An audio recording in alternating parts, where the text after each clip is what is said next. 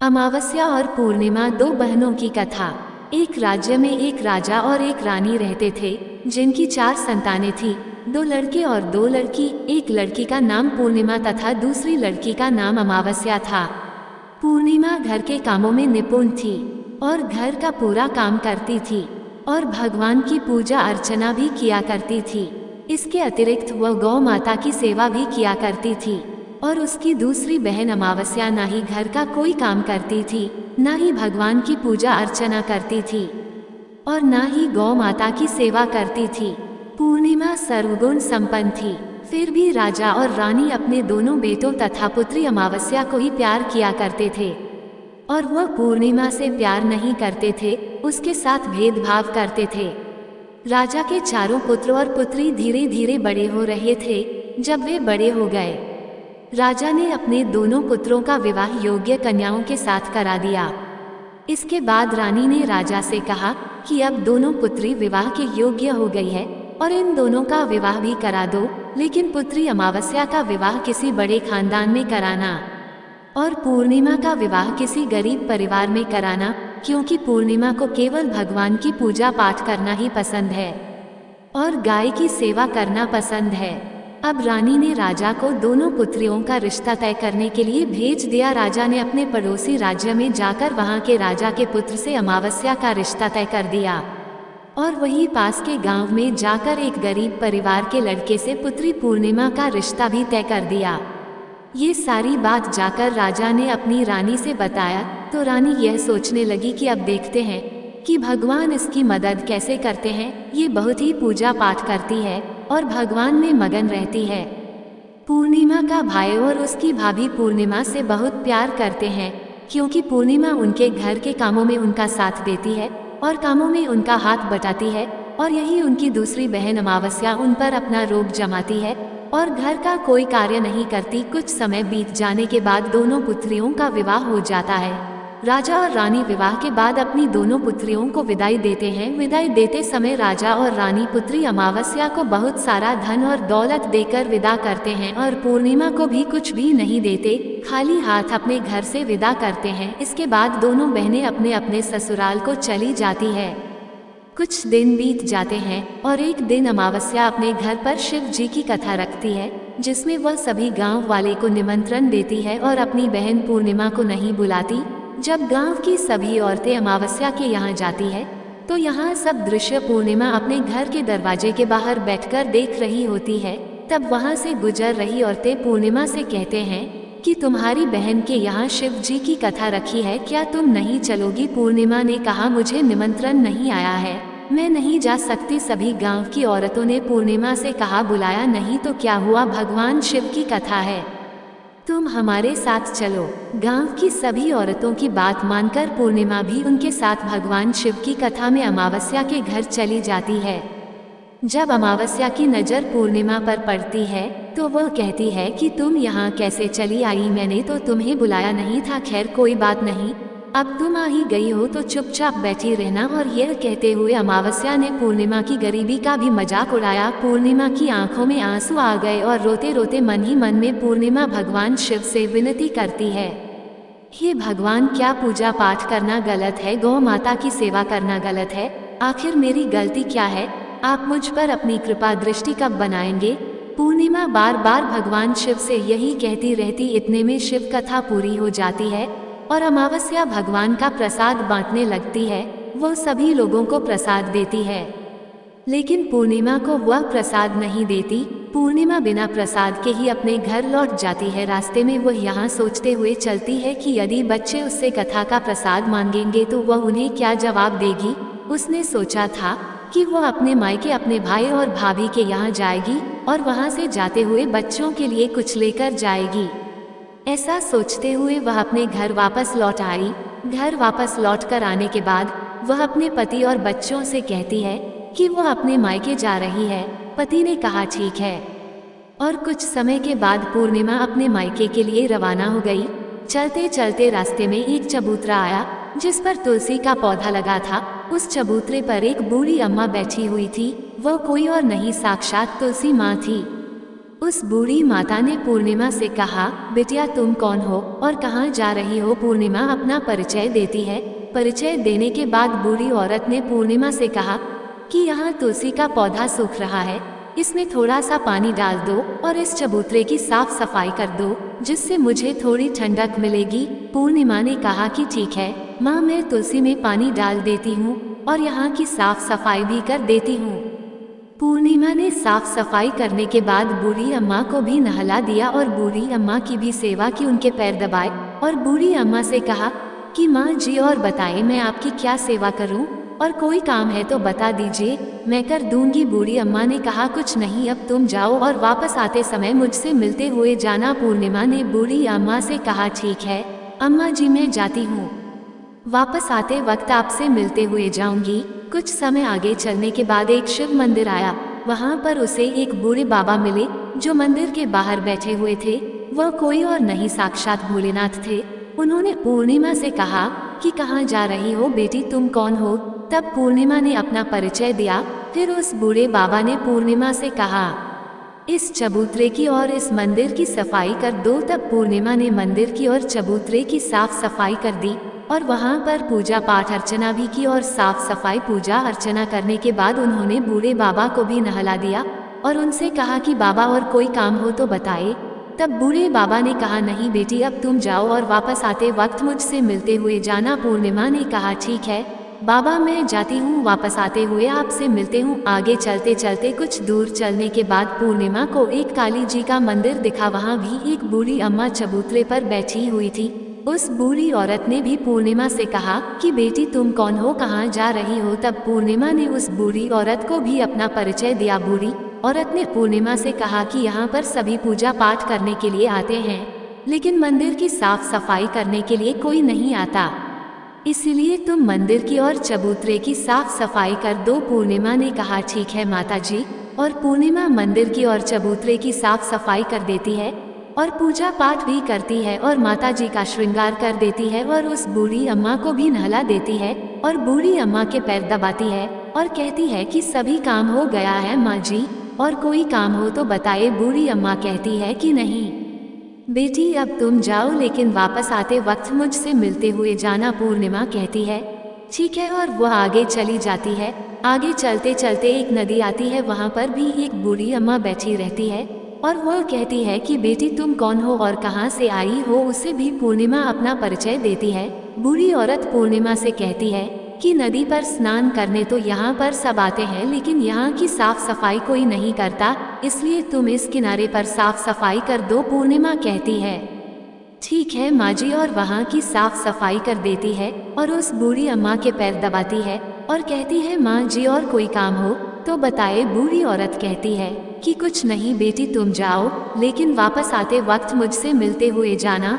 और वहाँ नाव में बैठकर नदी के दूसरे किनारे पहुँच जाती है और वहाँ अपने मायके के घर पहुँच जाती है। वहाँ पर पूर्णिमा के भाई और भाभी उसे देखकर बहुत खुश हो जाते हैं और वे पूर्णिमा की बहुत खातिरदारी करते हैं और उससे बहुत सारी बातें करते हैं और कहते हैं कि बच्चों को भी साथ में लेकर आती तो बहुत अच्छा होता।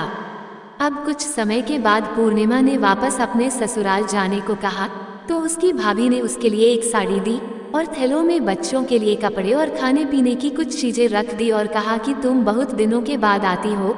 और पूर्णिमा की भाभी ने ये थैला पूर्णिमा के हाथ में दे दिया और कहा कि जाओ और जल्दी वापस आना। इसके बाद पूर्णिमा वहां से अपने ससुराल के लिए रवाना हो गई और उसी की नदी के किनारे पहुंची और नाव में बैठकर दूसरे किनारे पर उतर गई। वहां पर उतरने के बाद उसे वही बूढ़ी अम्मा मिली जो साक्षात गंगा मैया थी। उस बूढ़ी अम्मा ने पूर्णिमा को एक थैला दिया और कहा कि इसे तुम अपने घर जाकर ही खोलना। अब पूर्णिमा के पास बहुत थैला हो गए थे। उन्हें लेकर पूर्णिमा वहां से रवाना हुई। आगे कुछ दूर चलने पर काली माँ का मंदिर आया। वहां पर काली माँ बूढ़ी माँ के रूप में विराजमान थी। उसने कहा आ गई बेटी पूर्णिमा? पूर्णिमा ने कहा हाँ माँ जी मैं आ गई। तो काली माँ ने उसे एक थैला दिया और कहा तुम ये थैला अपने घर जाकर खोलना। अब पूर्णिमा के पास 3 थैले हो गए थे।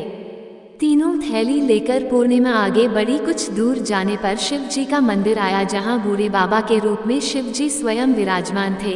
बूढ़े बाबा ने कहा, पूर्णिमा तुम वापस आ गई? पूर्णिमा ने कहा, हाँ बाबा मैं वापस आ गई। बूढ़े बाबा ने भी पूर्णिमा को एक थैला दिया और कहा कि यह थैला तुम घर जाकर ही खोलना। पूर्णिमा ने कहा ठीक है बाबा। अब पूर्णिमा के पास 4 थैले हो गए थे।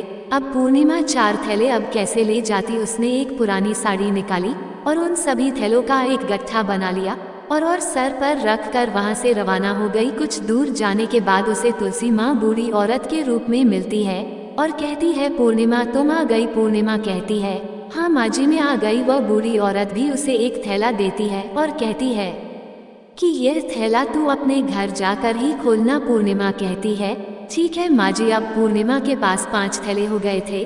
पूर्णिमा वहाँ से रवाना हुई तो वापस अपने घर पहुँच गई। पूर्णिमा ने बच्चे को नीचे रखा और सबसे पहले अपने मायके का थैला खोलकर देखने लगी। उसमें बच्चों के लिए अच्छे अच्छे कपड़े और खाने पीने की चीजें थी और उसमें कुछ गहने भी थे।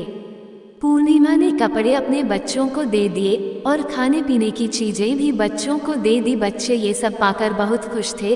अब पूर्णिमा ने दूसरा थैला खोला जो उसे गंगा मैया ने दिया था। उसमें ढेर सारे हीरे जवाहरात सोना चांदी आदि था। इसके बाद अब पूर्णिमा ने तीसरा थैला खोला जो उसे काली माँ ने दिया था। उसमें बहुत सारा सोना श्रृंगार का सामान भरा हुआ था।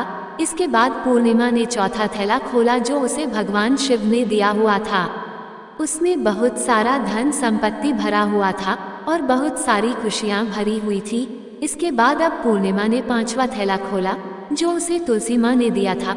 उसमें चावल दाल और 7 प्रकार की खाने की चीजों से भरा हुआ था। अब पूर्णिमा के घर में किसी भी चीज की कमी नहीं थी। उसका घर धन धान्य से भरा हुआ था और परिपूर्ण था। अब पूर्णिमा और उसका परिवार सुख में जीवन व्यतीत करने लगा। अब पूर्णिमा के मन में विचार आया कि क्यों ना शिव जी की कथा कराई जाए और शिव जी की कथा में एक कार्यक्रम रखा। पूर्णिमा ने गांव के सभी लोगों को निमंत्रण दिया और घर घर जाकर सभी लोगों को बुलाया। पूर्णिमा अपनी बहन अमावस्या के घर भी गई और अमावस्या को भी शिव जी की कथा के लिए उसने अपने घर पर बुलाया। जब अमावस्या पूर्णिमा के घर शिव जी की कथा में आई तो उसने देखा कि पूर्णिमा के घर में किसी भी चीज की कोई कमी नहीं है। इतना सारा धन दौलत देखकर अमावस्या आश्चर्यचकित हो गई।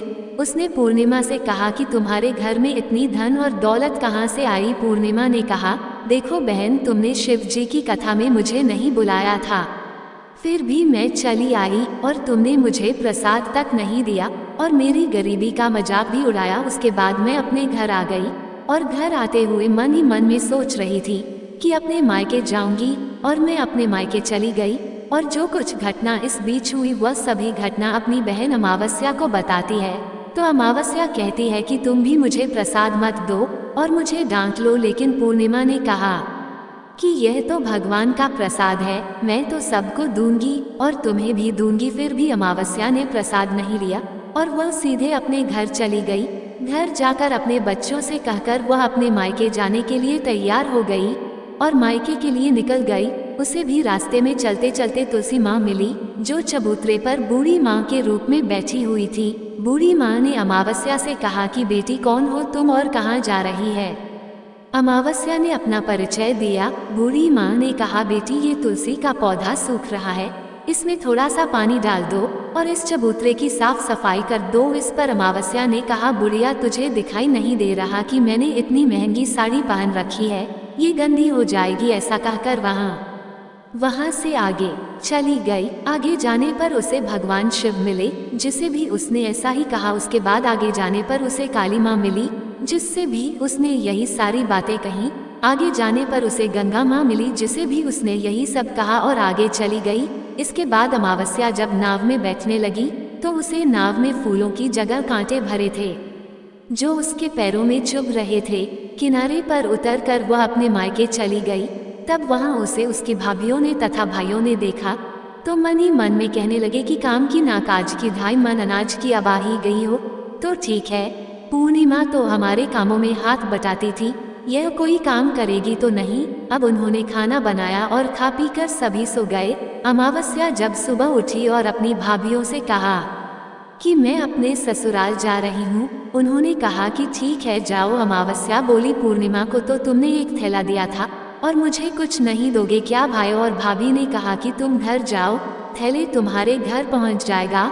फिर अमावस्या वहां से निकल गई और नदी के किनारे पर पहुंची। वहां गंगा मैया बूढ़ी औरत का रूप धारण करके बैठी हुई थी। बूढ़ी माँ ने कहा, आ गई बेटी? तो उसने कहा, हाँ मैं आ गई। अमावस्या ने कहा, तुमने पूर्णिमा को एक थैला दिया था और मुझे नहीं दोगी क्या? बूढ़ी अम्मा ने कहा, तुम घर जाओ, थैले तुम्हारे घर पहुंच जाएगा। इसके बाद आगे जाने पर उसे काली मैया मिली, जिसने भी अमावस्या को यही कहा। इसके बाद आगे जाने पर उसे शिव भगवान मिले, जिन्होंने भी अमावस्या से यही कहा। इसके बाद आगे जाने पर उसे तुलसी माँ मिली और उसने भी अमावस्या से यही कहा, तुम घर जाओ, थैले तुम्हारे घर पहुंच जाएगा। अमावस्या अपने घर पहुंच गई है। आंगन में देखा तो वहां पर 5 थैले पड़े हुए थे। अमावस्या ने मन ही मन सोचा कि अब तो मेरे पास बहुत सारी धन और दौलत आ जाएगी। जल्दी जल्दी उसने सभी थैले को खोला। किसी में मिट्टी थे तो किसी में पत्थर, किसी में कंकर और किसी में कोयला। उसे मायके से भी कुछ नहीं मिला था। इन थैले में कुछ भी नहीं था। अमावस्या दौड़ती हुई पूर्णिमा के घर गई और कहती है कि तुम्हें तो इतना सब कुछ मिला, मुझे तो कुछ नहीं मिला, आखिर क्यों? तो पूर्णिमा कहती है कि जब मैं अपने मायके जाती हूँ तो अपनी भाभीयों के साथ उनके कामों में हाथ बटाती हूँ, उनके साथ मिलकर काम करती हूँ, लेकिन तुम ऐसा कुछ नहीं करती, उनकी इज्जत भी नहीं करती, इसीलिए वह तुम्हें भला क्या देंगे।